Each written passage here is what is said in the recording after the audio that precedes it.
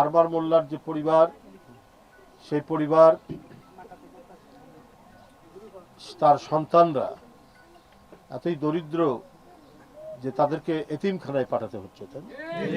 এই সংবাদটি যখন গণমাধ্যমে দেখেছেন আমাদের প্রিয় নেতা, যিনি জুলাই আগস্টের আন্দোলনের রূপকার, যিনি এই আন্দোলনকে অনুপ্রাণিত করেছেন সারা বাংলাদেশের মানুষকে, বিএনপির ভারপ্রাপ্ত চেয়ারম্যান জনাব তারেক রহমান, ওই সংবাদটি দেখে আমরা বিএনপি পরিবার নামে একটি সংগঠন করেছেন। যে লোকটি জীবন দান করেছে দেশের মুক্ত বাতাস কেনার জন্য, সেই ব্যক্তিটির পরিবারের সন্তানরা বাড়িতে না থেকে এতিমখানায় থাকতে হবে, এটা অত্যন্ত মর্মান্তিক। আজকে আমরা বলবো, যারা এই আন্দোলনের সুফল পাচ্ছেন, যারা উপদেষ্টা হয়েছেন, বড় বড় পদ পাচ্ছেন, রাজনৈতিক দল গড়ে তুলছেন, তারা তো এই বিষয়গুলি আরো খবর নেওয়া উচিত ছিল। তারা তো একক দাবিদার মনে করতে, তারা আজকে নেই কেন?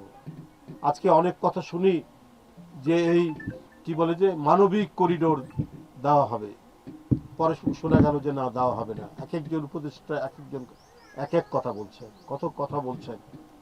তো এই যে এত কথা বলছেন, এত ঘটনা, এত কাজের আপনারা কি বলে ফিরিস্তি শোনাচ্ছেন, কিন্তু যাদের রক্তের উপর আপনার এই অন্তর্বর্তী সরকার এবং আরো যারা আজকে অত্যন্ত ক্ষমতাশালী মানুষ বলে নিজেদের মনে করছেন, নতুন রাজনৈতিক দল যারা গড়েছেন, যারা ডিসি এসপির অফিসে সারাক্ষণ বসে থাকেন, তাদের কাছে এই লিস্ট নেই কেন?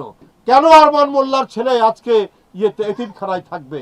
আজকে তো তাদেরকে সব দিক থেকে সরকার এবং রাষ্ট্রের দায়িত্ব ছিল এই পরিবারটির পাশে দাঁড়ানো, এবং এই পরিবারের সন্তান সে মানুষ না হওয়া পর্যন্ত তার ভরণ পোষণ এবং তাদের পড়াশোনার খরচ, এটা তো সম্পূর্ণ সরকার এবং রাষ্ট্রের দায়িত্ব।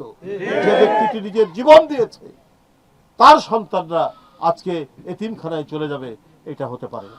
বন্ধুরা, এই সংবাদটি শুনেই আমাদের নেতা, গণমানুষের নেতা তারেক রহমান আমাদের পাঠিয়েছেন এই পরিবারে তাদের লেখাপড়ার দায়িত্ব তিনি নিজেই এটা বহন করবেন, এবং তাদেরকে আর এতিমখানায় থেকে পড়াশোনা করতে হবে না, তারা তাদের বাসায় থেকেই তারা পড়াশোনা করতে পারবে।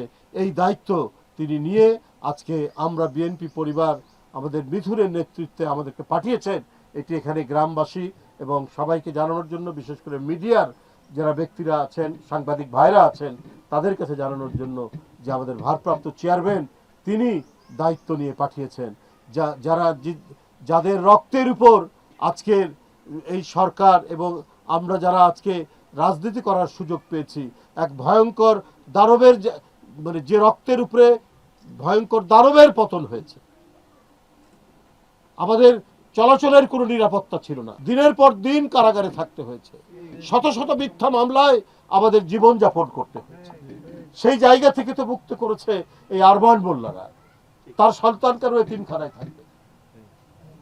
যাই হোক, আমাদের ভারপ্রাপ্ত চেয়ারম্যান, বিএনপির ভারপ্রাপ্ত চেয়ারম্যান এই দায়িত্ব নিয়ে আমাদের পাঠিয়েছেন, আমরা আপনাদেরকে সেটি জানালাম। ইনশাআল্লাহ বিএনপি যদি ক্ষমতায় আসে, প্রতিটি শহীদ এবং যারা আহত হয়েছেন প্রত্যেকটি দায়িত্ব তখন রাষ্ট্র দায়িত্ব পালন করবে। তাদের প্রত্যেকেরই চিকিৎসার খরচ এবং যে পরিবারে যারা শহীদ হয়েছেন সেই পরিবারের দায়িত্ব রাষ্ট্র বহন করবে। এই কথাগুলি বলেই আমি আপনাদের কাছে বিদায় নিচ্ছি। জুম্মার নামাজের সময় অত্যাসন্ন, আপনারা সবাই ভালো থাকবেন। খোদা হাফেজ।